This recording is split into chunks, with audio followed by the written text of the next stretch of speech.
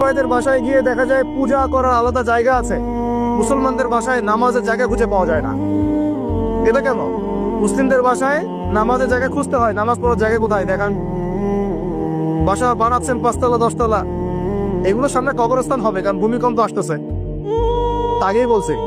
এবং সিরিজ আসবে, সিরিজ সানাওয়াতুজ জালাজিল, জালজালার বছরগুলো আসবে, ওদিকে আমি পরে আসতেছি। তো বানান আর উঁচু উঁচু বানান, 10 তলা বাড়িতে একটা জায়গা পাওয়া যায় না নামাজ পড়ার জন্য। ড্রয়িং রুমে নামাজ পড়তে হয়, বেডরুমে নামাজ পড়তে হয়, বাথরুমের সামনে নামাজ পড়তে হয়। অথচ একটা ছোট্ট হিন্দু ভাইয়ের বাসায় গিয়ে দেখেন তার ইবাদত, তাদের ইবাদত মানে তাদের ভাষায় বলছি, উপাসনা তাদের করা আলাদা জায়গা আছে। দেখেন নাই? তাহলে ধর্মকে কে বেশি শ্রদ্ধা করে? আমার কোনো ফিকির আছে নামাজ নিয়ে? বাড়িতে কাজের বুয়া থাকার জায়গা আছে, নামাজ পড়ার জায়গা। বাড়িতে গোডাউন আছে, গোডাউন রাখার জায়গা। বাড়িতে টয়লেট আছে, 5টা 6টা টয়লেট, সব ইংলিশ, নামাজের জায়গা নেই।